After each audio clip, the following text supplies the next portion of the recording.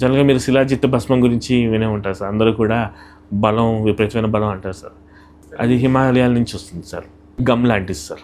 రాళ్ల ద్వారా వచ్చే అది గమ్ సార్. ఒకటి అది ఎక్స్ట్రాక్ట్ వస్తుంది సార్.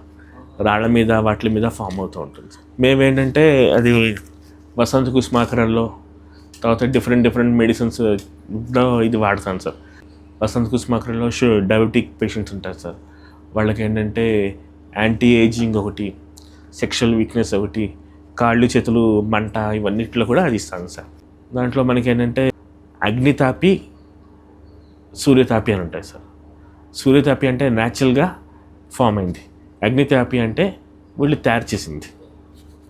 సో అవి బయట ఉంటాయి సార్. శిలాజిత్ అని అమ్ముతారు. మనం దాన్ని ఏంటంటే కొంచెం తీసుకొచ్చి చిన్న మోడిఫై చేసి రెగ్యులర్గా ఎలాంటి వాళ్ళైనా వేసుకోగలిగేలాగా మనం ఒకటి శుద్ధి చేసి దాన్ని మళ్ళీ మనం బయటకు ఇస్తాం సార్. అదేంటంటే చాలామంది భస్మ రూపేణ, లిక్విడ్ రూపంలో ఇలా చేస్తారు సార్. మనం ఏంటంటే దీన్ని శుద్ధి చేసి ఒక ముద్దలా ఇస్తాను సార్. అంటే తీసుకోవడానికి కన్వీనియంట్గా ఉండేలాగా. సో అదేంటంటే ఇప్పుడు కొంతమంది క్యాప్సూల్ ఫామ్లో, కొంతమంది పౌడర్ ఫామ్లో ఇస్తారు సార్. ట్యాబ్లెట్ ఫామ్లో మనం ఏంటంటే అది చిన్న ముద్దలా చేసి దాంట్లో తిప్పతీగతో శుద్ధి చేసి అది లోపలికి ఇంటేక్ ఇస్తాను సార్. అది ఎవరైనా అంటే ఇలాంటి వాళ్ళు వాడకూడదు అంటే మ్యాక్సిమం ఎవరైనా వాడుకోవచ్చు. బలానికి, తర్వాత కముకు దెబ్బలు తగిలిన వూండ్ హీలింగ్, ఎముకలు తొందరగా హీల్ అవ్వడానికి, తర్వాత ఈ సెక్షువల్ ఎనర్జీ బాగా పెరగడానికి దీనికి బాగా పనికి వస్తుంది సార్.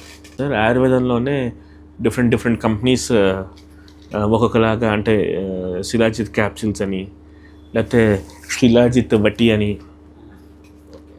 శిలాజిత్ని మల్టీపర్పస్గా చేస్తాం. మనకి ఏంటంటే కర్పూర శిలాజిత్, గోమూత్ర శిలాజిత్ అంటే అదేంటంటే కొంచెం గోమూత్రంలాగా వాసన వస్తుంది కాబట్టి గోమూత్ర శిలాజిత్ అని అంటారు సార్.